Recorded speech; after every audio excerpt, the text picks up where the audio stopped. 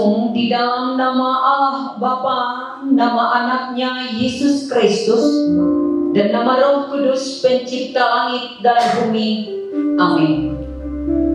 Karena jika aku memberitakan Injil, aku tidak mempunyai alasan untuk memegahkan diri. Sebab itu adalah keharusan bagiku.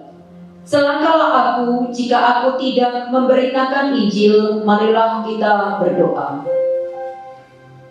Yesus Tuhan yang Maha Pengasih, kami mengucap syukur Kau menciptakan kami segambar dengan Engkau, dan Kau anugerahi kami dengan beragam talenta untuk kami bisa pergunakan, agar kami menjadi makhluk yang berfungsi sebagaimana Tuhan sudah merencanakannya. Terima kasih karena kami tidak hanya diperlengkapi dengan talenta, tapi juga disertai dan diberi hikmat untuk mempergunakannya kembali bagi kemuliaan nama Tuhan. Terima kasih untuk ibadah minggu ini, para pelayan yang ambil bagian, kebenaran firman Tuhan yang akan kami dengarkan nanti, dan juga roh kerajinan dan semangat untuk bersekutu yang Tuhan taruhkan dalam hati setiap anak-anak-Mu para mahasiswa Kristen di kampus Telkom University ini. Seluruh rangkaian ibadah ini kami serahkan dalam kontrol Roh Kudus-Mu. Amin. Hari ini kita datang ke hadirat Tuhan bukan dengan tangan kosong, tetapi dengan hati yang penuh syukur. Siapa yang hari ini datang dengan hati yang penuh sukacita dan siap untuk memuji Tuhan melambaikan tangannya? Jemaat, aku undang untuk bangkit berdiri. Kita akan tinggikan nama Tuhan dengan penuh sukacita. Kita nyanyikan lagu Tinggi Namamu Dipuji.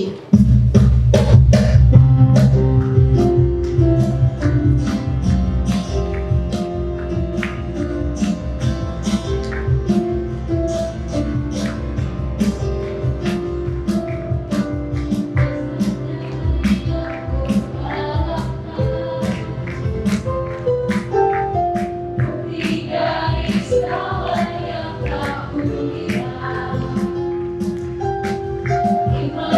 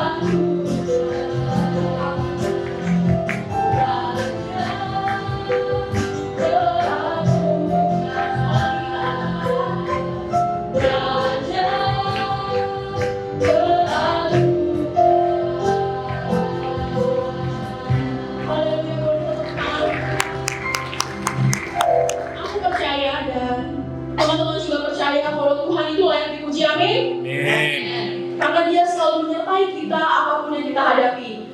Kita nggak pernah sendiri sebab Tuhan selalu ada di sisi kita. Mari kita terus bersuka-cita dalam Tuhan. Kita nyanyikan lagu dengan Tuhan.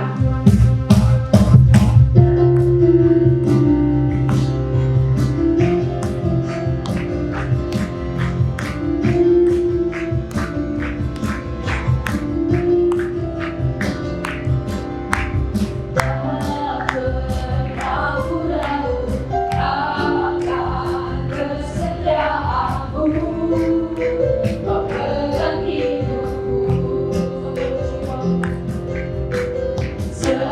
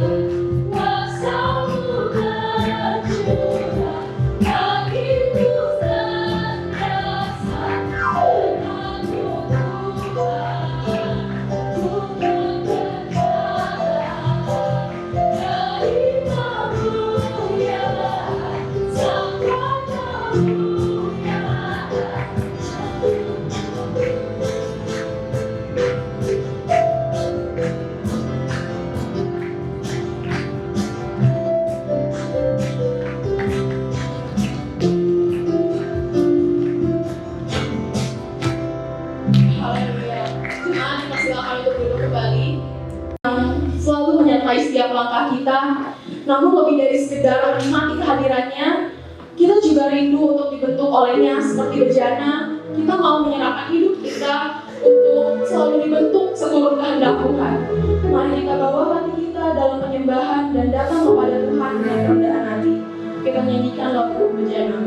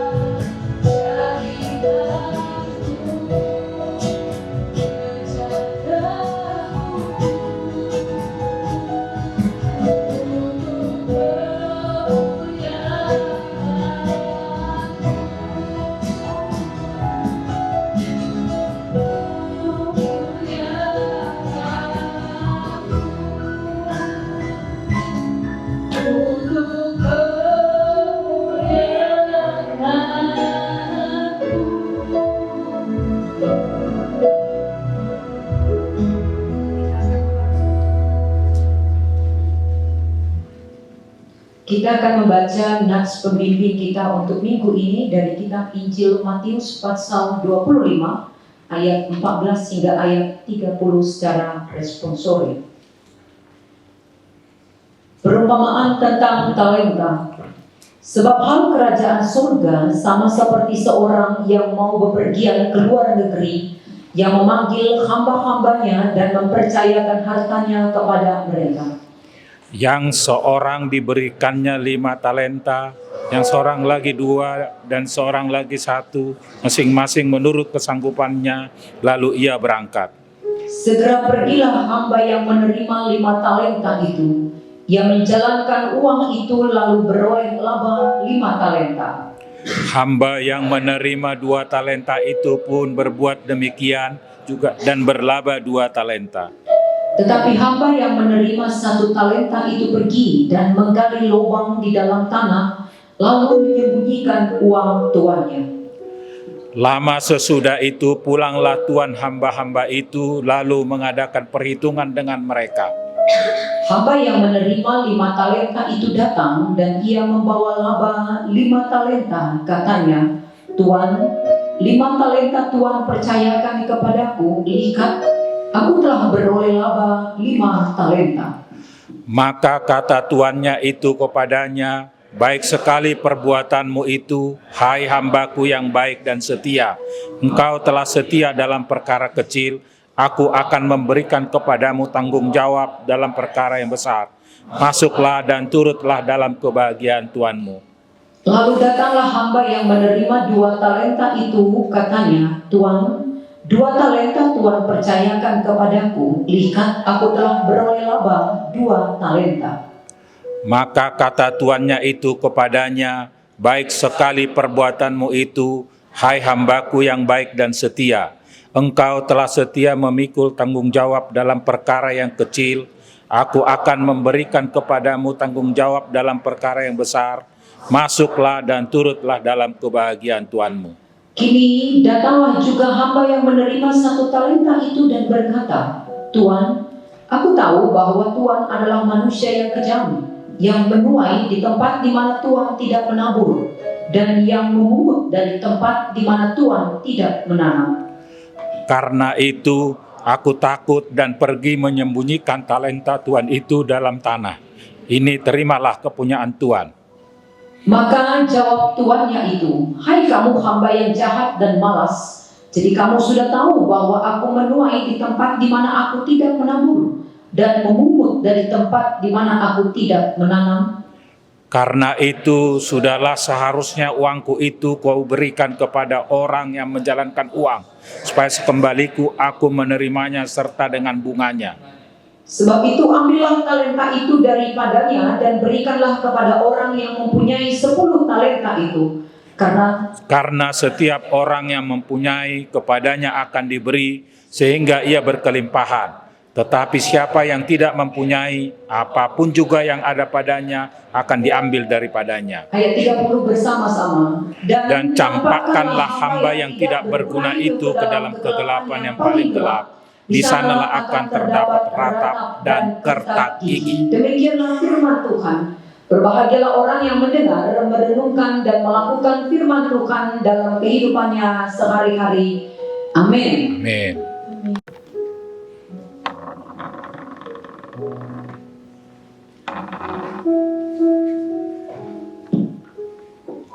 Teman-teman, mari kita bersatu di dalam doa. Bapa di surga, kami mengucap syukur atas kasih dan anugerah-Mu dalam hidup kami. Kami dapat beribadah bersama lagi di Telkom University. Terima kasih karena Engkau masih memberi kami kesempatan untuk berkumpul dan beribadah bersama. Kami menyadari bahwa semua ini adalah karena kemurahan-Mu, dan kami tidak ingin menyia-nyiakan kesempatan ini untuk memuji dan memuliakan nama-Mu. Tuhan Yesus yang baik, kami berdoa bagi para pemimpin kami, yakni Pak Jaspar, Pak Kris, Bunda Marieta, dan Pak Linson. Kiranya Engkau memberkati mereka dengan kesehatan, kekuatan, serta hikmat dalam membimbing kami anak-anaknya. Lindungi keluarga mereka dan limpahkan sukacita dalam kehidupan mereka, terlebih Tuhan memberkati setiap pelayanan mereka. Kami bersyukur Tuhan atas pelayanan yang telah dilakukan minggu ini oleh UPKAS. mulai dari pemusik, pelatar, aser, mulmet, kolektan, dan sebagainya. Kiranya Engkau terus memakai mereka sebagai alat untuk melayani dan menjadi berkat bagi banyak orang. Berikan semangat dan sukacita dalam melaksanakan tugas pelayanan mereka lebih lagi. Kami menyerahkan PMK Telkom ke dalam tangan-Mu, baik pengurus maupun seluruh program kerja yang akan dijalankan. Kiranya setiap rencana dan kegiatan yang dilakukan dalam membawa kemuliaan bagi nama-Mu menjadi sarana pertumbuhan rohani bagi setiap kami, mahasiswa-mahasiswi PMK Telkom. Kami berdoa juga Tuhan untuk bangsa dan negara kami. Ya Tuhan, di tengah berbagai tantangan yang dihadapi, kiranya Engkau memberikan hikmat kepada para pemimpin bangsa, agar mereka dapat mengambil keputusan yang adil dan bijaksana. Jauhkan negeri ini dari perpecahan, bencana, dan segala bentuk ketidakadilan. Kami menyerahkan juga Tuhan pengkhotbah kami yang akan menyampaikan firman-Mu pada hari ini. Kiranya Roh Kudus memenuhi dan memakai dia untuk menyampaikan firman yang berasal dari-Mu. Bukalah hati kami Tuhan, agar kami dapat menerima dan menerapkan firman yang kami dengar dalam kehidupan kami sehari-hari. Kami juga berdoa Tuhan bagi persembahan yang nantinya akan kami berikan. Kiranya Engkau memberkati dan menguduskan setiap persembahan yang akan kami berikan nanti, agar dapat dipakai untuk memperluas pekerjaan dan pelayanan-Mu. Bapa yang penuh kasih, sebelum kami menyerahkan doa syafaat ini, kami datang ke hadirat-Mu dengan penuh kerendahan hati. Kami menyadari bahwa kami adalah manusia yang penuh kelemahan dan sering kali jatuh dalam dosa, baik dalam pikiran, perkataan, maupun perbuatan. Ampunilah segala kesalahan kami, ya Tuhan, bersihkan hati dan pikiran kami dari segala dosa yang telah kami lakukan, baik yang kami sadari maupun yang tidak kami sadari. Kami rindu untuk hidup semakin dekat dengan-Mu dan menjadi pribadi yang lebih berkenan di dalam-Mu. Terima kasih Tuhan Yesus yang baik.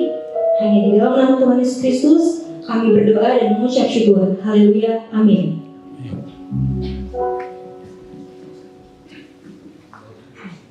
Oke.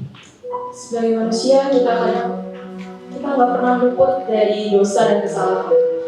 Tapi hari ini kita datang ke hadapan Tuhan, ke dalam hadiratnya Tuhan, bukan dengan rasa takut, tapi melainkan dengan keyakinan kalau misal Tuhan itu akan memberikan pengampunan, dan segera kita akan menyanyikan lagu ini sebagai doa dan kerinduan hati kita kepada Tuhan.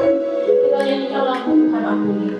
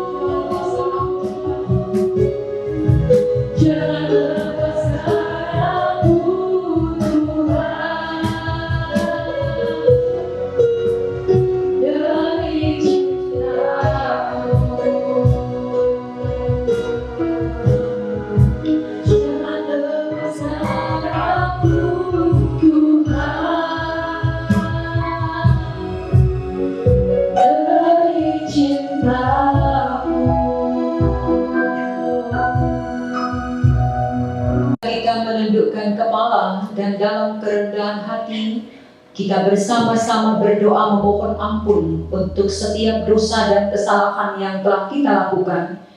Ikutilah doa ini dalam hati saudara. Kepadamu ya Tuhan, kuangkat jiwaku, Allahku, kepadamu aku percaya. Janganlah kiranya aku mendapat malu, janganlah musuh-musuhku beria-ria atas aku. Dosa-dosaku dan pelanggaran-pelanggaranku janganlah kau ingat, tetapi ingatlah kepadaku sesuai dengan kasih setiamu oleh karena kebaikanmu ya Tuhan. Ampunilah jika kami tidak memakai waktu kami dengan benar dan hidup dengan keinginan kami sendiri. Kami sering menunda apa yang sebenarnya bisa kami kerjakan hari ini. Ampunilah jika kami terlalu banyak bersungut-sungut dan tidak mau bersyukur untuk setiap berkat yang sudah kami terima sebagai anak dan sebagai mahasiswa pun sebagai orang tua. Ampunilah jika kami terlalu sering mengabaikan persekutuan denganmu pun dengan saudara kami seiman. Kami berpikir bisa hidup tanpa Tuhan. Ampunilah ya Tuhan, jangan jauhkan kami dari kasih-Mu dan jangan lepaskan kami dari cinta-Mu. Bawalah kami berjalan dalam kebenaran-Mu dan ajarlah kami sebab Engkaulah Allah yang menyelamatkan kami. Engkau kami nantikan sepanjang hari. Amin.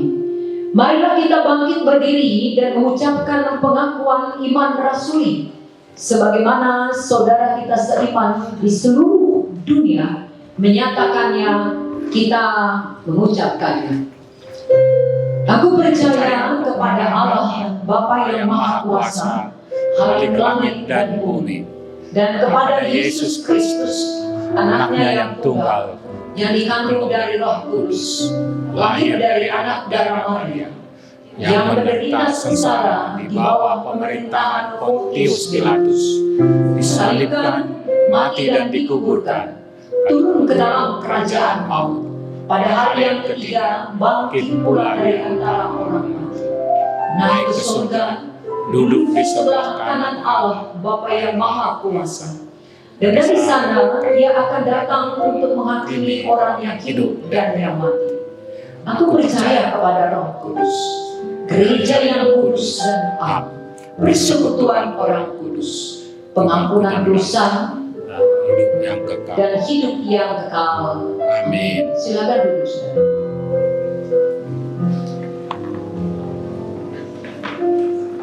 Selanjutnya kita akan mendengarkan kesaksian pujian dari UPETAS. Kepada UPETAS dipersilakan.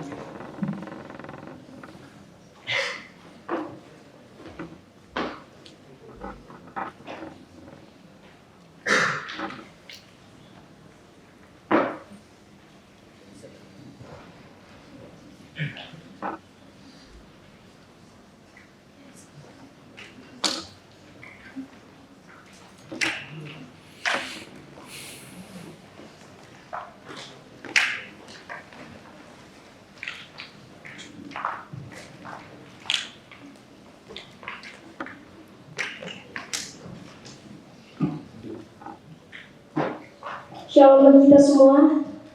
Shalom.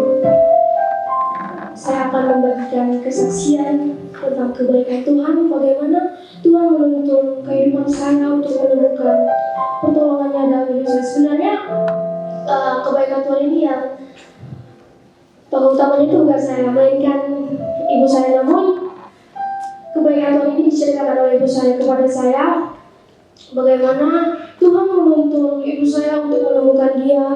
Tuhan menunjukkan bahwa Tuhanlah satu-satunya yang tetap ada bersama kita. Itu diawali dengan pernikahan ibu saya yang tidak ada mendapat dukungan dari keluarga ayah saya sendiri. Bahkan hingga pada akhirnya ibu saya mengandung anak pertamanya, itu abang saya. Saat mengandung ibu saya mengalami gejala kesakitan orang mengandung yang berbeda dan perkembangan janin yang berbeda. Seluruh keluarga ayah saya mencela dan berkata bahwa anak yang dikandung oleh ibu saya bukan manusia, melainkan penyakit atau tumor. Dan ada suatu ketika dikumpulkan keluarga dari ayah saya di dalam rumah tanpa sepengetahuan ibu saya untuk menceraikan ibu saya. Ibu saya pada saat itu hampir mengakhiri hidupnya. Hanya ada satu orang yang untuk meyakinkan ibu saya bahwa anak yang dikandung adalah manusia, dan satu lagi yang membela adalah ibunya sendiri, yaitu nenek saya. Sampai nenek saya saat itu rela menjual cincin nikahnya untuk membawa ibu saya ke rumah sakit untuk melakukan USG bahwa anak yang dikandung adalah manusia. Dan hingga pada waktu persalinan sampai di rumah sakit, untuk proses persalinan tidak berjalan dengan lancar, di mana ibu saya harus 3 hari 3 malam di rumah sakit karena persalinan tidak berjalan lancar, sehingga oleh karena hal itu abang saya diberi nama Jonathan yang artinya Yunus, seperti Yunus yang ada di perut ikan 3 hari 3 malam. Dan pada akhirnya abang saya lahir dengan normal, bahkan sekarang sangat tampan, menunjukkan bahwa ketika tidak ada yang membela ibu saya, bahkan ayah saya sendiri mengikuti apa kata keluarganya untuk menceraikan ibu saya tetap berharap kepada Tuhan bahwa satu-satunya yang tidak pernah meninggalkan ibu saya adalah Tuhan sendiri. Ibu saya menjelaskan kepada saya, lihatlah Ayub yang anaknya 10 anaknya mati, bahkan harta bendanya habis, bahkan istrinya mencela dia karena masih percaya kepada Tuhan, tapi dia tetap setia kepada Tuhan. Hal ini begitu menuntun saya sampai saat ini, di mana saya pernah merasakan ketidakadilan, merasakan kesakitan, jatuh bangun, bahkan ditinggalkan banyak orang. Ketika tidak ada titik untuk berharap di titik terendah saya tetap percaya kepada Tuhan. Karena bagaimana saya bisa tahu kalau Tuhan itu penyedia kalau saya tidak pernah merasa kekurangan? Bagaimana saya pernah tahu kalau Tuhan itu penyembuh kalau saya tidak pernah merasa sakit? Dan bagaimana saya pernah tahu kalau Tuhan itu sungguh maha adil kalau saya tidak pernah merasakan ketidakadilan?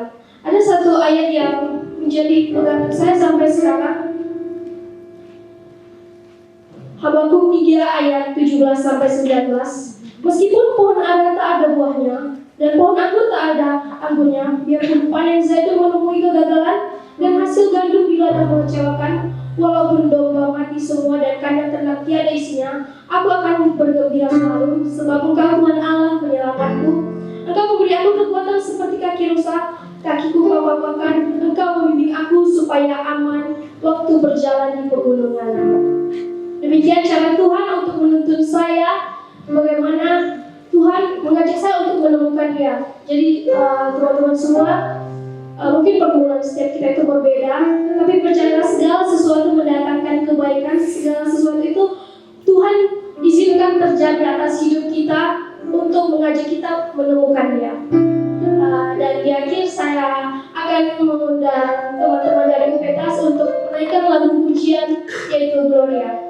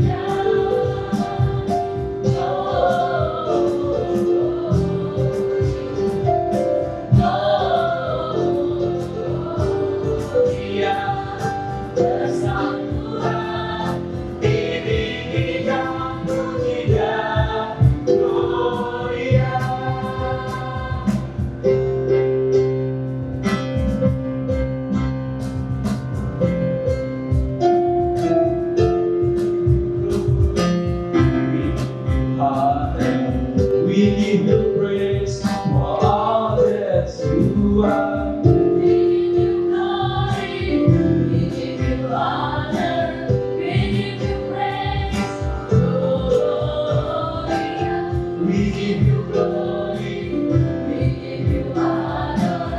We give you praise for all that you are.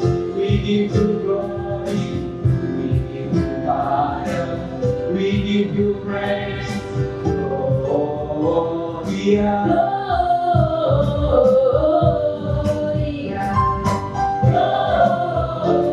Gloria, Sang Tuhan, ditinggikan di atas segalanya.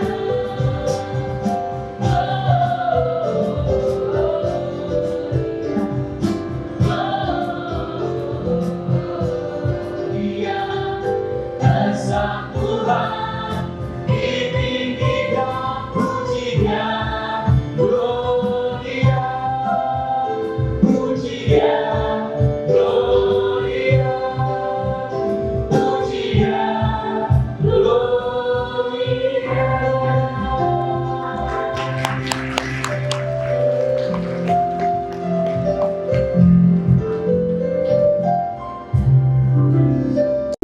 Mari kita berdoa. Terima kasih ya Tuhan untuk ibadah minggu PMK Telkom University. Biarlah melalui ibadah ini Tuhan hadir dan kami bertumbuh sehati sepikir, berjalan bersama Kristus, Tuhan Juru Selamat kami yang hidup. Amin. Ya, silakan duduk. Ya. Ya, jadi kita akan masuk dengan tema talent magnet, ya, talent magnet. Nah, dengan nas pembimbing itu tadi yang kita bicara dalam ibadah, ada perumpamaan tentang talenta. Ada yang diberi 5 talenta, 3 talenta, 2 talenta. Dan sebetulnya dalam pasal ini, ya 24-25 ada 4 talenta, di mana untuk menjawab Yesus pada saat hidupnya, di akhir-akhir pelayanannya, untuk menjawab tentang pertanyaan akhir zaman, ya, tentang eskatologis. Kapan, bagaimana tanda-tandanya, ya. Nah, pertanyaan itu dijawab dalam bentuk perumpamaan, ya. Ketika dijawab bentuk perumpamaan, ya, seperti abstrak, tetapi menjadi sesuatu yang dinamis, yang diajak kita mengkontekstualisasi, menafsir, ya, perumpamaan itu dalam konteks kehidupan kita saat ini. Disitulah kehebatan kenapa Yesus menjawab melalui perumpamaan. Karena akhirnya kita diminta untuk merenungkan hidup kita. Ya, jadi pertanyaan akhir zaman itulah yang dijawab di dalam perumpamaan tadi sebagai talenta. Secara khusus ketika kita diizinkan bertalenta, Tuhan mengajak kita menjadi kawan sekerja Allah, bangunan Allah, rekan Allah, ketika Dia mau membangun kerajaannya di dunia ini. Itulah selalu kita katakan, datanglah kerajaanmu seperti di surga. Berarti bagian kita rumah Allah, bangunan Allah. Itulah Dia memaknai kenapa kita diberi talenta. Nah, kita ambil nasnya dari 1 Korintus 3 ayat 9. Ya, kita baca sama-sama. Karena kami adalah kawan sekerja Allah, kamu adalah ladang Allah, bangunan Allah. Ya, kawan sekerja Allah ada di sana, ladang Allah, berarti ada domba-domba, ada benih-benih, ya. Bangunan Allah. berarti ada bangunan, ada ya seperti bangunan, ada landasannya, ada pilarnya, ada atapnya. Nah, wah, talent magnet itu penting. Ya. Terakhir ini kita diperhadapkan dengan tagar Indonesia gelap, next. Ya. Indonesia gelap. Ya. Saya melihat ini sebagai latar belakang untuk menjawab bahwa anak Tuhan melihat dunia ini seperti Amsal 23 ayat 18 yang mengatakan bahwa ya masa depan sungguh ada, pengharapan ada, masa depan sungguh ada, pengharapan ada. Indonesia emas 2045, 20 tahun lagi. Pada saat ini sekarang berumur 20 tahun, 40 tahun, puncak karya. Kalau sekarang kita mengatakan Indonesia Allah, mungkin Tuhan akan kecewa. Tuhan akan kecewa melihat anak-anaknya ketika tidak berpengharapan. Dia akan kecewa. Ya. Jadi, tolong dilihat, tolong direfleksikan. 5 tahun lagi, saya jadi apa? Apakah seperti yang pendemo itu mengatakan gelap? Pada saat itu mungkin ya rata-rata di sini tamat 22 tahun, 21, 22, 23. Berarti 25 tahun itu 2-3 tahun sudah menyelesaikan studi. Apakah masih gelap? Nah, itu pertanyaan yang harus kita jawab. Kenapa talenta menjadi penting? Pertama, apakah menjadi beban masih terhadap orang tua? Itu harus dijawab sekarang. 10 tahun lagi, pada usia 30 tahun, apakah masih gelap melihat Indonesia ini? Apakah sudah dapat kerjaan? Apakah sudah dapat jodoh? Apakah kita melihat kehidupan? Atau justru kita melihat kematian? Gelap Indonesia ini. 15-20 tahun lagi, ya, Indonesia emas, ya, di mana orang umur produktif lebih banyak 63%. Apakah kita bagian 63% atau bagian 37% yang melihat Indonesia ini gelap? Nah, disinilah mengapa talent magnet itu penting, seperti magnet. Ya, orang yang bertalenta akan ada yang datang ke dia. Orang yang talent magnet akan bisa memberdayakan banyak orang. Ya. Oke, lanjut. Jadi mari kita mempersiapkan diri agar kita menjadi anak Tuhan yang dipercaya memberi talenta dalam perumpamaan tadi. 5 talenta. Seperti apa talenta itu? Ya seperti apa? Ya next. Talenta dalam arti kita harus tahu. Talenta dalam arti yang sering dilupakan itu apa? Karunia. Secara kualitatif karunia. Ada orang karunia menyembuhkan, ada orang karunia penyembahan, ada karunia bahasa roh, ada karunia bermusik, ya, ada karunia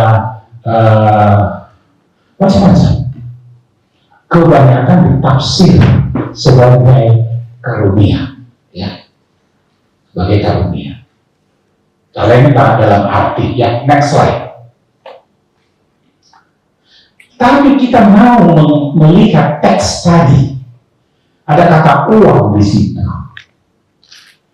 Ada kata uang tadi di situ. Berarti investor yang datang itu, dia memberikan, gunakan uangmu itu. Berarti talent dalam arti kualitatif oke. Tetapi ada yang real di teks tadi. Talenta dia berikan, nanti akan datang, dia tagih uangnya. Nah, jadi kita melihat dulu secara kuantitatif ya, ukuran berat ya 30 kilogram emas atau perak, tapi mungkin agak susah kita melihat. Tapi yang pasti, ada suatu ketika dalam perumpamaan Yesus, dia memberi satu koin dirham atau katakanlah dinar untuk upah pekerja, ya, untuk upah pekerja. Ada yang datang jam 6 sampai jam 6 sore dikasih satu koin dinar ini upahnya. Ada yang datang jam 10 pagi, dulu perjanjian berapa sehari, walaupun nanti yang terakhir itu komplain, kok saya yang duluan datang komplain. Yang datang jam 10 pagi sama, dikasih satu dinar karena sudah perjanjian. Yang datang jam 12 dikasih satu dinar upahnya. Yang datang jam 3 sore dikasih satu dinar. Ya komplain yang datang pagi-pagi kok sama, kan perjanjian setelah. Tapi satu koin dinar tadi bisa dinilai sekarang satu hari upah kerja. Ya, satu koin tadi. Nah, satu talenta itu 6.000 koin dinar tadi. Koin aja kita sebut, mau dinar mau dirham, tapi koin aja. Ini upahmu, ini upahmu, ini upahmu. Nah, kalau kita lihat ukuran UMR, yang make sense kalau dia 100.000, ya, tumpang ada 150.000, sebut saja 100.000 satu hari. Satu talenta 6.000, berarti satu talenta bernilai 600 juta. Ya, satu talenta bernilai 600 juta. Pernah dengar di startup istilah angel investor? Ya, angel investor itu. Angel investor mengambil konsep itu. Kenapa? Ketika kita membuat suatu usaha pada mahasiswa, ya, sebelum COVID ini populer, ya, yang mestinya sekarang juga sepakat membuat startup. Mungkin kita bikin orang-orang yang bertalenta. Ya, kamu jago coding, kamu jago marketing, kamu jago kumpul bersama-sama membentuk suatu usaha. Seed capital yang membenih pertama disebutlah family investor sampai 100 juta. Jadi mereka dan rekan-rekannya tadi invest buat dibayar, bergadang sampai nilai 100 juta. Ya, sampai nilai 100 juta. Namanya family investor. Wajar kan, temanmu ya nggak dibayar, nggak ini, sampai nilai 100, mereka sudah punya portofolio, mereka punya prototype yang bisa ditampilkan, dipresentasikan kepada angel investor, benturan kapital tapi angel investor.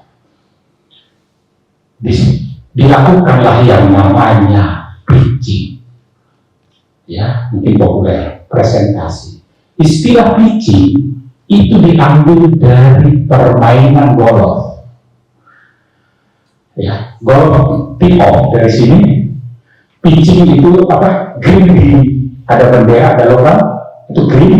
Nah, itu bola disasar ke golnya, disasar ke lubang itu. Tee off, tetapi begitu nyampe di green, yang hijau itu rumputnya, ada lubang di tengah. Ya. Sticknya disebut pitching, sticknya, pemukulnya disebut pitching.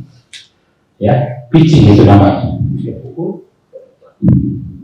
Jarang langsung masuk ke lubangnya, tapi dua pukulan pertama mendekati ke lubangnya, baru pukulan kedua masuk ke lubangnya.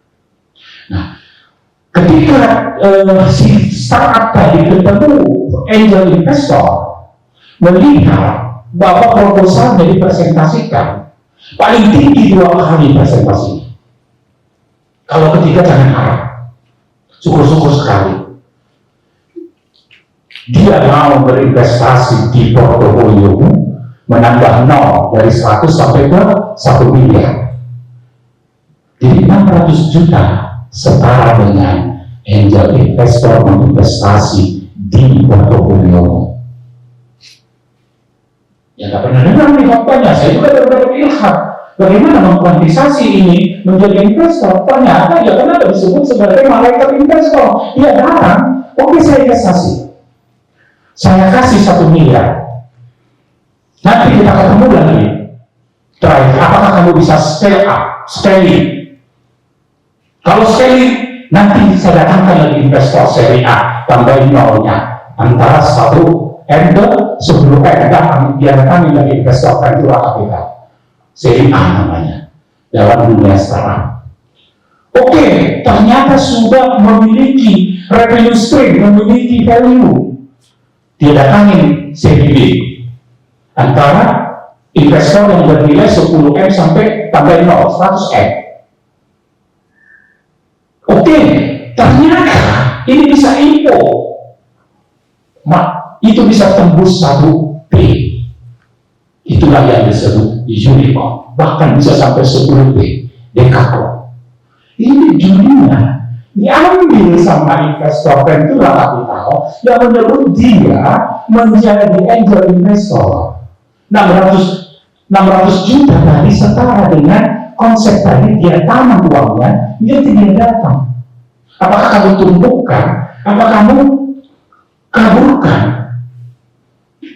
Ya. Jadi Alkitabnya menjawab konteks saat ini. Jadi tidak hanya sekedar karunia, bisa dikuantisasi. Dan dia memang malaikat. Dia datang nanti gimana hasilmu? Keren. Udah. Jadi memang bagi dia nggak apa-apa. Ya. Tahu Tokopedia, miliar. Seperti itu. Waktu mahasiswanya dulu, dia penjaga warnet di Binus University IT, yang dari Siantar. Mahasiswanya penjaga warnet, kerja sambil kerja, tapi di warnet, ngoding dia di situ. Sampai akhirnya datang angel investornya, ya dia nanti di situ. Sampai sekarang sudah beberapa tim, gak boleh nggak kebayang, ya hanya beberapa puluh tahun. Angel investornya menanamkan investasi dia setelah dia tunjukkan portofolio Tokopedia. Dan banyak lagi cerita-cerita startup. Saya ingat memang 90% startup yang sudah itu ya bernasib juga tidak baik. Tapi bukan berarti tidak baik. Tapi kita katakan orang-orang yang bertalenta akan ada yang mempercayakan malaikat-malaikat untuk berinvestasi di sana. Itulah talenta dalam arti kualitatif dan kuantitatif. Nah, bagaimana kita mengelola talenta? TM, ya, next.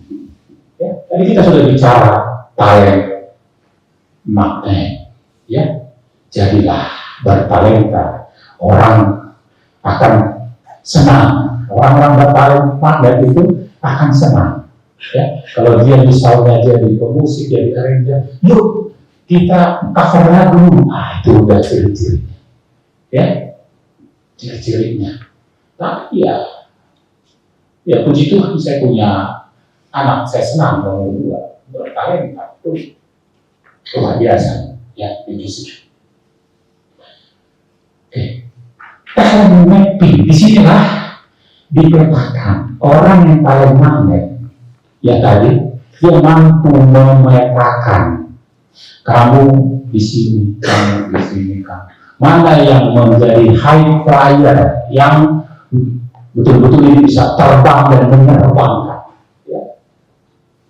Jadi ketika kita bicara talent management, ada yang dipulkan, talent poolnya, dipetakan, dimappingkan, di leadernya dikasih talent magnet. Kebayang sekarang. Kebayang nggak Universitas Telkom 639 tahun mahasiswa Kristen. Nah, dari tempat asalnya sudah bawa talent, tapi tidak pernah belum ketemu sama talent magnetnya yang mengajak tadi ladang-ladangnya penuh. Ya contoh tadi sudah mulai ada yang nyanyi, ada 20 yang berdiri 19 di tengah-tengah satu, ada 20 tadi saya lihat di tengah-tengah ada satu, yaitu Kristus ada di tengah. Kristus yang dari 19 tadi yang nyanyi dari kepaduan suara atau vokal dari tas. Tepuk tangan dulu. Ya. Jadikan Kristus di tengah. Kita tidak lihat, tapi dia ada di tengah-tengah kita. Walaupun 19 saya kelihatan. Magnetnya Kristus yang harus jadi magnet di situ. Datang dengan kerendahan hati. Untuk apa? Memuliakan Tuhan. Ya. Itulah mengelola. Di sinilah dituntut, yang di kampus dituntut bagaimana kita memanage talenta-talenta tadi. Ya, ada ketua PMK, harus di-manage nih, harus dicari kok talent itu. Istilah kok talent itu di mana? Di TV. Harus dicari nih. Dari 600 tiap tahun ini harus dicari. Ya. Magnet ini harus mencari, harus dipetakan. Ini sudah mulai dipetakan. Minggu ini yang bertalenta di tas tampil. Minggu depan nggak tahu tes atau apa. Coba sekali sebulan. Berarti mempersiapkan terus untuk memuji Tuhan sebulan sekali. Untuk kemudian itu. Tepuk tangan dulu untuk kita semua. Ya. Di-manage kan? Di-mapping. Ya. Dicari. Berarti butuh panggung. Butuh tempat. Di mana performansi itu dimunculkan, di mana pitching itu dipresentasikan, sehingga menjadi portofolio. Itulah talent magnet, TM talent magnet, talent mapping, talent management. Tuhan mau mengkasih informasi tadi sampai yang kelima, dia manage kan. Kalau yang mengukur satu talenta ini, saya berikan kepada yang 5 ditambah 5, 10. Nah, selanjutnya kita sudah paham betul mengapa talent magnet, mengapa talent mapping, mengapa talent management dikasih karunia. Jadi kalau kampus ini tempat untuk belajar di luar kompetensi kita, leadership di sini diajar, sungguh untuk kemuliaan Tuhan. Ada kesempatan diberikan Tuhan bagi pengurus untuk belajar memimpin. Ya, gak gampang. Bagaimana mengelola konflik?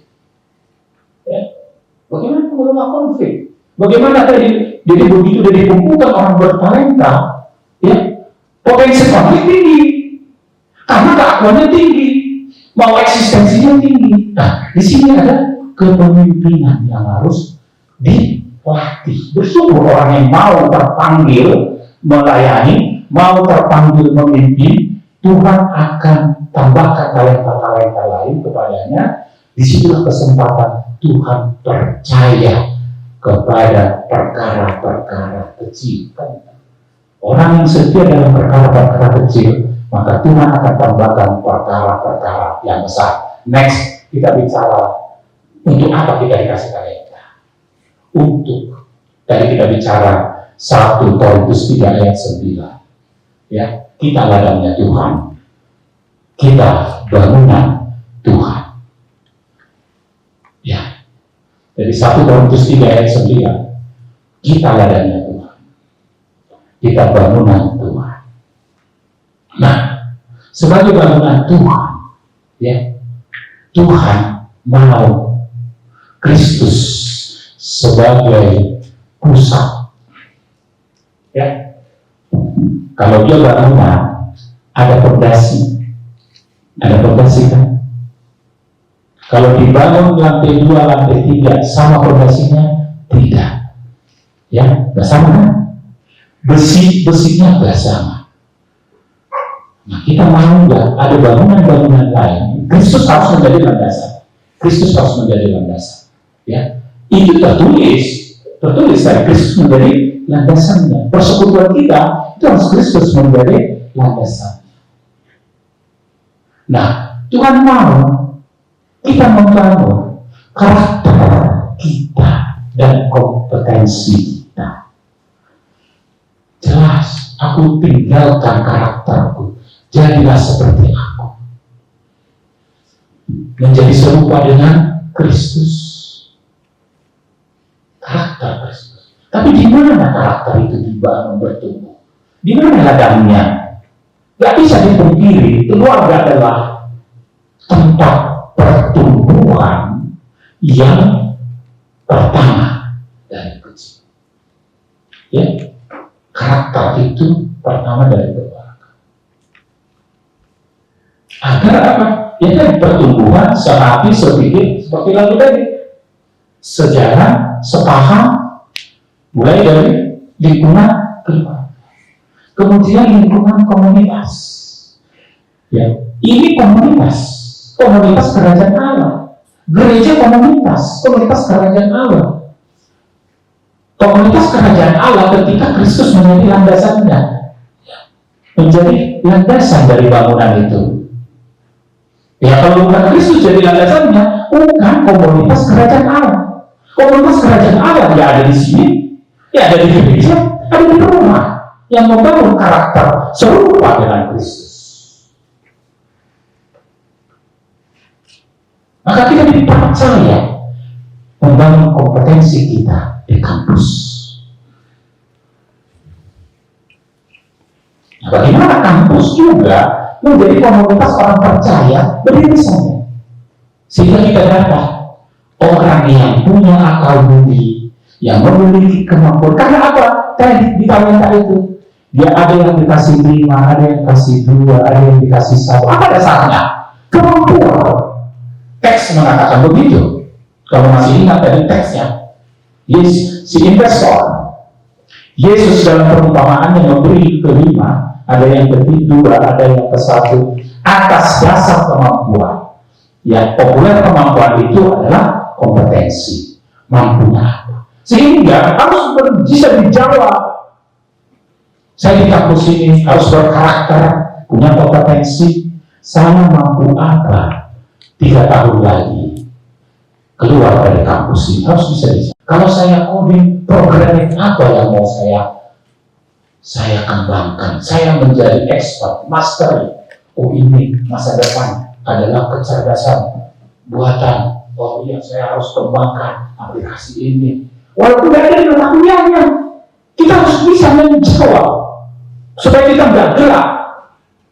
Apa yang harus saya kembangkan? Kalau saya public relation, wah, saya harus bisa ke depan yang dibutuhkan storytelling, narator. Apalagi sudah di zaman kecerdasan buatan, orang yang bikin skenario lah yang paling dibutuhkan, karena skenario berikutnya disusun oleh mesin. Gila kan? Bisa nggak melihat semua ruang terbuka untuk kita harus jawab sekarang? Apa yang harus kemampuan mumpung bagi saya di kampus ini 2, 3, 5 tahun lagi, saya melihat masa depan saya tidak gelap. Ya, sama dengan yang dinyatakan Amsal Salomo 23 ayat 18. Kita baca dulu Amsal Salomo. Ya, mudah-mudahan bisa ditayangkan Amsal Salomo.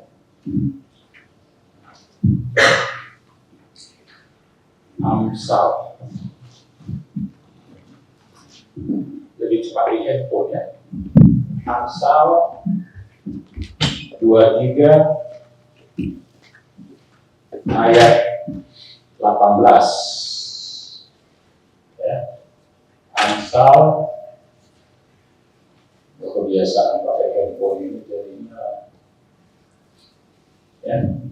Karena masa depan sungguh ada, dan harapanmu tidak akan hilang. Inilah menjawab, mengcounter Indonesia gelap dengan talenta-talenta yang harus dibangun. Kita harus bisa meyakini ini firman Tuhan. Ya, Salomo 1000 tahun sebelum Masehi.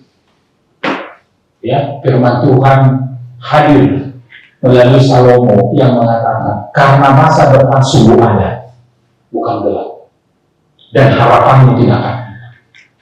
Kita harus sabar sekarang. Dengan apa? Bangun portofoliomu, bangun talentamu. Jangan menunggu besok. Kesempatan dibuka, ruang terbuka. Kita bisa berkomunitas, kita bisa luar biasa. Akses untuk kita bertalenta itu sangat luar biasa. informasi itu bisa kita akses, kita bertalenta apa aja sekarang tidak lagi menjadi kendala. Ya, nah lanjut berikutnya kita akan melihat ketika kita sudah diberikan kemampuan bertalenta itu, bagaimana? Ya, bagaimana? Ya, ini next. Bagaimana kita mempersiapkan diri? Ya, ini salah satu mempersiapkan diri. Ini yang penting dalam bangunan Allah tadi itu, kita harus persiapkan diri. Kita harus menjawab 2-3 tahun lagi, talenta apa yang mau saya kembangkan sekarang di kampus ini? 5 tahun lagi, saya talenta apa yang bisa ya saya kembangkan? Ya, next. Nah, ini kita butuh menjadi kawan, sekawan. Ya kan? Tadi 1 Korintus 3 ayat 9, kawan sekerja Allah. Berarti kita harus bisa melihat tadi, ini adalah bangunan Allah, rancangan Allah. Kita harus sekawan. Para yang di ladang tadi ada domba disebut sekawan, sekawanan domba, kawanan domba. Kita hidup, kalian magnet hidup di antara kawanan domba, ya, yang mau ikut menikmati kerajaan Allah. Gak semua yang terpanggil, terpilih, ya, tetapi yang hadir perlu kursi ini juga perlu isi, karena mereka adalah ladang ini adalah ladang Tuhan, kawanan domba. Berarti kita harus menjadi magnet mengisi ini agar Tuhan percaya kepada kita. Itu arti setia. Setia adalah perkara kecil, ya, nggak usah jauh-jauh targetnya. Kita kawanan domba yang ada di kampus ini, mengisi tempat ini sederhana.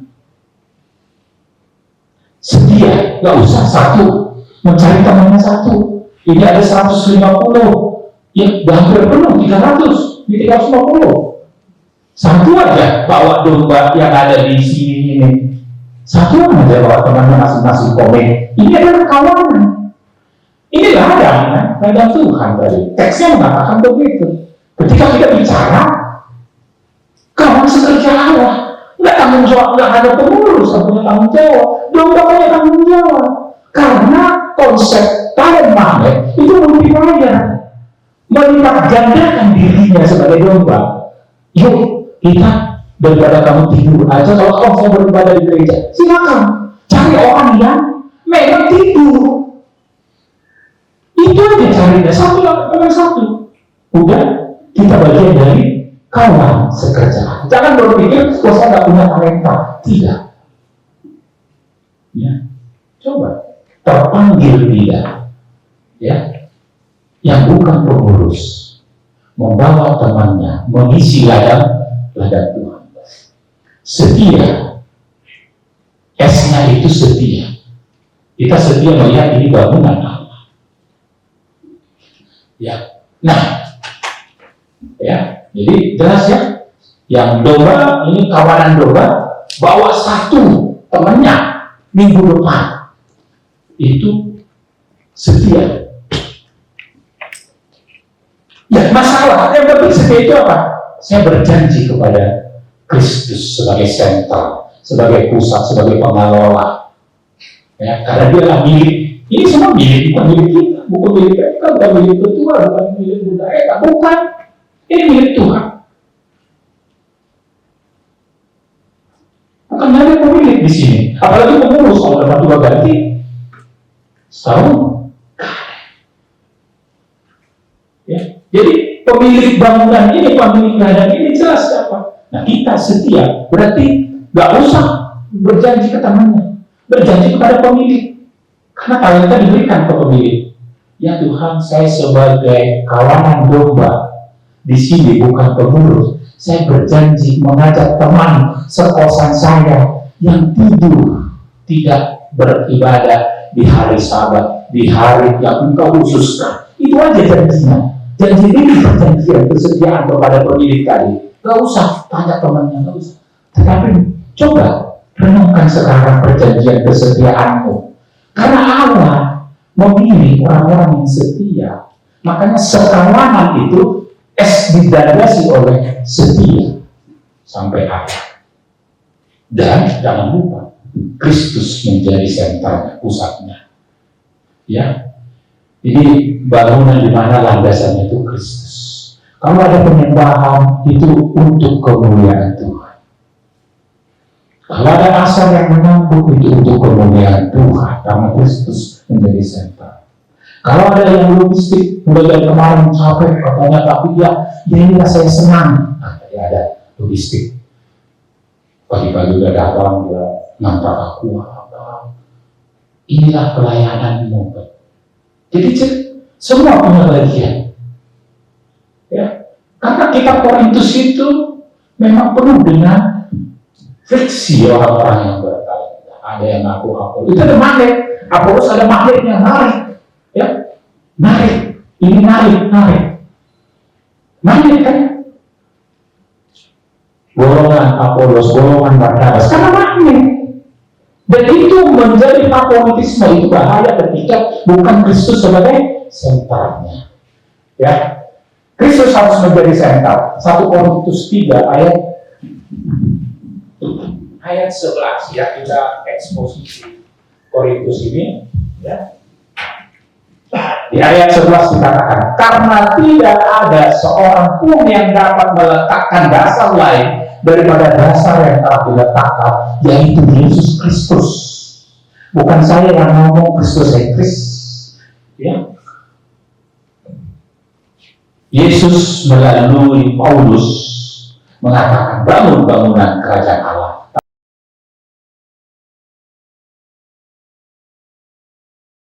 Allah menjadi navigator. 1 Korintus 3 ayat 16. Tidak tahukah kamu bahwa kamu adalah bait Allah dan bahwa Roh Allah diam dalam kamu? Siapa yang menavigasi hidup kita sekarang? Hati-hati. Yang menavigasi sebagai navigator kita, Roh Allah kan? Kehendak siapa sebetulnya yang kita ikuti sekarang? Jadilah kehendakmu, kehendak Tuhan kan? Kita yang tahu. Tetapi dunia sudah dikatakan di ayat 16. Ya, hati-hati. Jadikan Allah menjadi navigator. Di sekawan Allah menjadi navigator. Waspada ilah dunia ini yang mencuri perhatian kita. Ya. Ayat 3 dari 1 Korintus 3 ini tadi. Karena kamu masih manusia duniawi, sebab jika di antara kamu ada iri hati dan perselisihan, bukankah hal itu menunjukkan bahwa kamu manusia duniawi dan bahwa kamu hidup secara manusiawi? Sudah diingatkan, kita memang masih ada di sini. Tetapi ilah-ilah lain yang menghilangkan perhatian kita, ya, yang menghilangkan perhatian kita. Sungguh kita bertanya, kok saya nggak saat teduh lagi ya? Waktu SMA saya saat teduh, begitu saya merantau kok nggak saat teduh lagi? Coba direnungkan lagi. Kehendak siapa sih yang saya ikuti sekarang? Apakah kedagingan saya, manusiawi saya? Kenapa sih, apa sih yang saya scroll? Yang mana sih saya isi, saya tonton sekarang? Saya bisa habiskan ini. Ya, renungkan itu. Sekawan api. 1 Korintus 3 ayat 13. Demikian firman. Sekali kala pekerjaan masing-masing orang akan nampak, karena hati Tuhan akan menyatakan, sebab dia akan nampak dengan api, dan bagaimana pekerjaan masing-masing orang akan diuji oleh api. Api Tuhan, api pengujian akan diuji. Apakah kita seperti membakar perak, kita bisa bercermin wajah kita ada di situ, wajah Kristus ada di situ, karena kita dicipta segambar dengan Kristus. Maka orang-orang yang sekawan dengan Kristus akan mencerminkan wajahnya. Karena apa? Ada pujian-pujian, api pujian membersihkan karakter-karakter kita yang dimana Kristus tidak suka. Manusiawi kita, karakter kemanusiaan kita, kedagingan kita, perlahan-lahan dia akan kikis api pujian di ayat dan 13. Networking. Nah, bawa satu-satu. Ya, networking. Ya, kalau digabung dari KKN.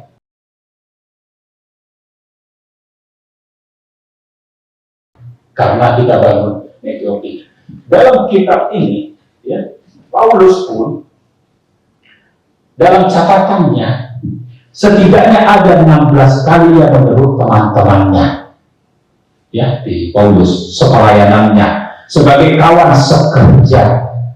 Mereka terdiri dari Priscilla, Aquila yang ditulis dalam Roma 16 ayat 3, Urbanus yang ditulis dalam Roma 16 ayat 9, Timoteus yang ditulisnya dalam Roma 16 ayat 21, Apolos yang ditulisnya dalam 1 Korintus 3 ayat 9, Epaphroditus yang ditulisnya dalam 2 Filipi 2 ayat 25, Susukos, Clemens, Eudia, Sintika ditulis dalam Filipi 4 ayat 2 sampai 3, Filemon ditulis dalam Filemon 1 ayat 1, Markus, Aristarchus, Demas, Lukas, ya, Titus dalam 2 Korintus 1 ayat 23, Aristarchus, Markus, Barnabas, Yesus yang disebut Justus. Paulus pun mencatat bukan sendiri, dia punya rekan sekerjanya.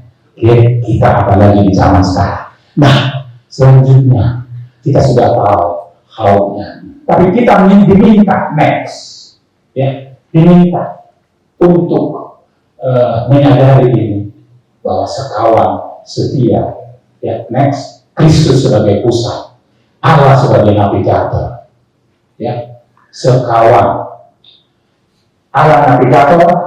Kemudian kita bicara tadi api penyucian, ya, kita bicara networking, itu hal-hal yang harus dilihat. Pertemuan berikutnya kita akan masuk yang disebut dengan digital ministry. Ya, konteksnya saya itu. Ya, kenapa digital ministry penting dalam perjumpaan saya? Kenapa ini kelanjutan? Digital ministry itu perjumpaan irisan dua revolusi besar. Revolusi media sosial berjumpa dengan revolusi kecerdasan buatan. Ini beririsan. Kapan mulai revolusi ini beririsan?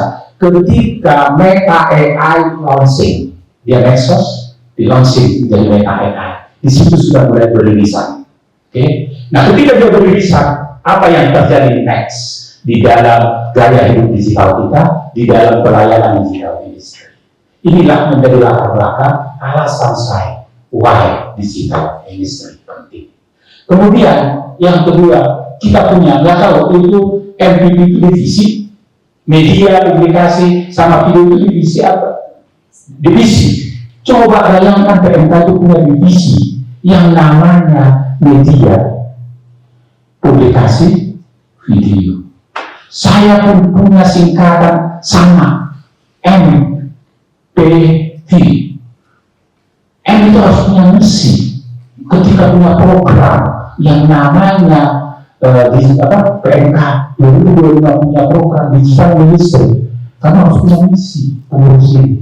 Saya pernah titik misi pertama sederhana. Apakah digital ministry ini diteruskan pengurusan 2026? Itu saja dulu. Supaya berkelanjutan. Misinya di situ di jangka pendek. Saya harus buat. Untuk itu apa? P-nya produksi.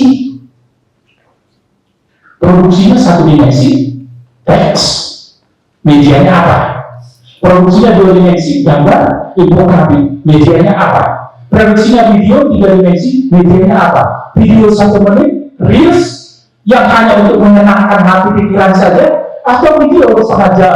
Ya, saya bisa waktu 2 jam karena dididikannya 22 menit, jadi saya percaya. Nggak apa-apa, memang kita konsisten di situ. Kita sekarang, tapi saya bisa 2 jam. Apakah video mau 2 jam? Kita yang tahu, yang mana membangun talenta kita. Itulah kenapa digital ministry penting, MPV penting, visi penting. menjawab jangka depan. Jadi misimu harus punya, visimu harus punya, produksimu harus punya. Kasihkan itu ke divisi media publikasi video. Apa misi kita di dalam program digital ministry ini? Apa media, apa menjadi MVP-nya? Saya ambil dari situ saja. Ya, itulah kira-kira hari ini kita mau nyanyi satu lagu, ya, satu lagu yang terkait dengan ya lagu I Have Decided. Ya, jadi mengikut Yesus. Jadi ini cerita, ya, sambil naik. Ini cerita di tahun 1800-an, 1800-an, ya, di Assam, India, di daerah India. Di daerah India itu ada suku Garo, bukan Gayo, Garo, ya, Garo. Nah, yang kepala keluarganya Noxon, sama istri sama 2 anaknya. Ya, ketika misionaris Inggris masuk ke sana, keluarga ini percaya akan Kristus, Tuhan menjadi juru selamatnya. Tetapi bangsa yang di Assam ini, suku bangsa yang di sini, suku Garo ini masih melakukan ritus tradisional. Ya, tadi ada kesaksian diri. Ketika kita memiliki ritus tradisional, tradisi nenek moyang kita melihat suatu peristiwa, dilihat secara mistis, itu yang terjadi di sini. Maka kepala sukunya mengancam kehidupannya. Dan itu bagian dari ritual penyembahan mereka ketika melanggar ritus-ritus yang ada di sini. Itu tidak aneh. Karena di tahun 1800-an, seorang misionaris namanya Munson ke Tanah Batak juga di bagian dari persembahan ritus suku bangsa kami. Jadi tidak aneh. Seperti di India tadi 1800-an, tidak hanya di India peristiwa seperti ini. Di tempat nenek moyang saya pun, Munson, itu bagian dari ritus penyembahan, bagian dari ritual. Wah, si dokter marah, katanya mata putih itu adalah musuh, itu adalah apa namanya, bisa dimasukkan dalam ritus. Ini masuk ke suku Garo ini. Maka ketika melanggar ritual-ritual di suku Garo ini, kepala suku menawan dia, menahan dia, dan mengancam, kalau engkau tidak tinggalkan Yesusmu, maka kau akan kubunuh sekeluarga. Ya, belum ada tanda tangan, tapi ada bukti anaknya dibunuh dulu. Tapi sebetulnya hal ini juga nggak aneh. Dalam video kesaksian yang Yusuf Roni di tahun 70-an, dia dipenjara pindah menjadi pengikut Kristus, pemerintah Kristus. Dia pun dipaksa tanda tangan. Kalau tidak, kamu tanda tangan bahwa kamu tidak percaya dengan apa keyakinanmu sekarang, kami akan memenjarakan kamu seumur hidup dan seterusnya. Jadi tidak aneh ya, peristiwa ini 1800-an, nggak usah 1800-an. Pemaksaan ini 1970 di negara ini hidup, masih hidup orang sekarang masih punya gereja. Yusuf Roni bisa dibilang bisnis. Kemudian istrinya maksa. Tetapi istrinya bilang, don't turn back. Tetap setia di dalam Kristus. Akhirnya juga dibunuh. Kemudian si Noxer, kepala keluarga ini pun diikat kakinya sebagai bagian ritus suku praprimitif tadi, dikasihkan upah ritus setara dengan persembahan domba orang ini. Jadi pada saat itu sistem nilainya nggak ada masalah. Yang membakar dibakar. Kalau kamu tinggalkan Yesusmu, akan kulepas.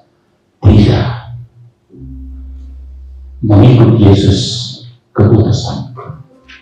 Kemudian lagu menjadi suatu kubahan lagu, ya, yang dirilis oleh orang India, penulis Sahdu Sundarsi, diarrange oleh William Raymond, Amerika, diarrange dan dipopulerkan oleh Billy Graham dalam setiap pemberitaan kabar lainnya.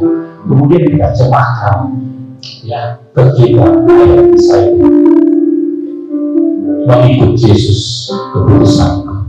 Ketika kita sudah memutuskan mengikut Yesus mulai dari kampus ini, kita diberikan talent-talent magnet untuk memuji Tuhan, menyembah Tuhan.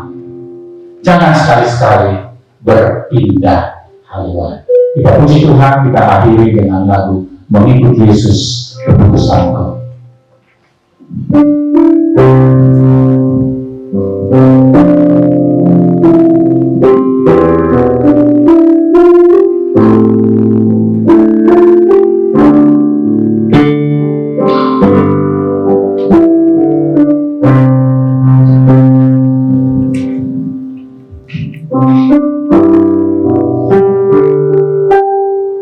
Mengikut Yesus keputusanku. Yesus keputusanku. Mengikut Yesus keputusanku.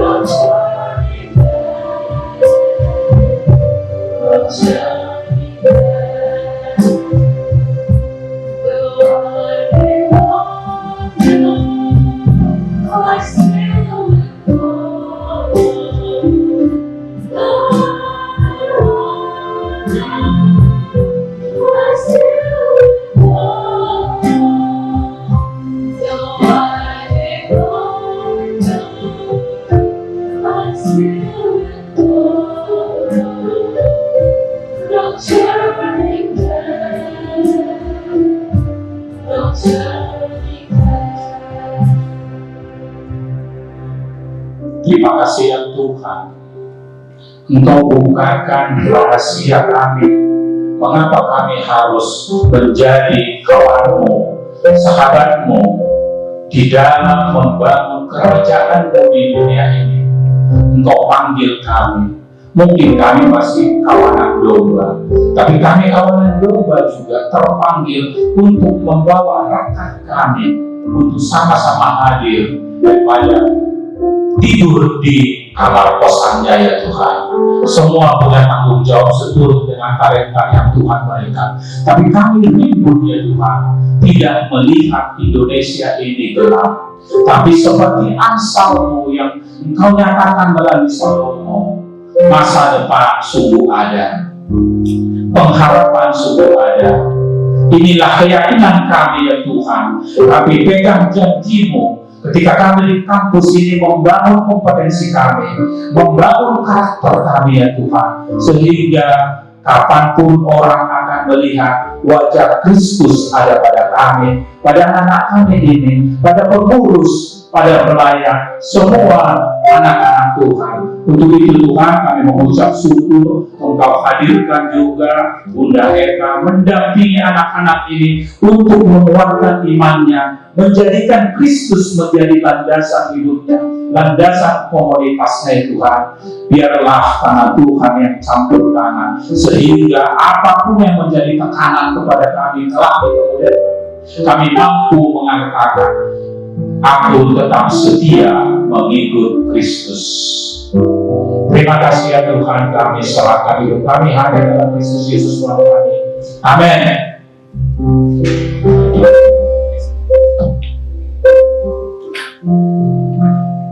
Terima kasih kepada Pak Jasta atas firman yang sangat berkati ini. Sebentar kita akan membuka persembahan kepada yang bertugas untuk membuka persembahan. Dipersilakan. Sambil kita membuka persembahan, kita akan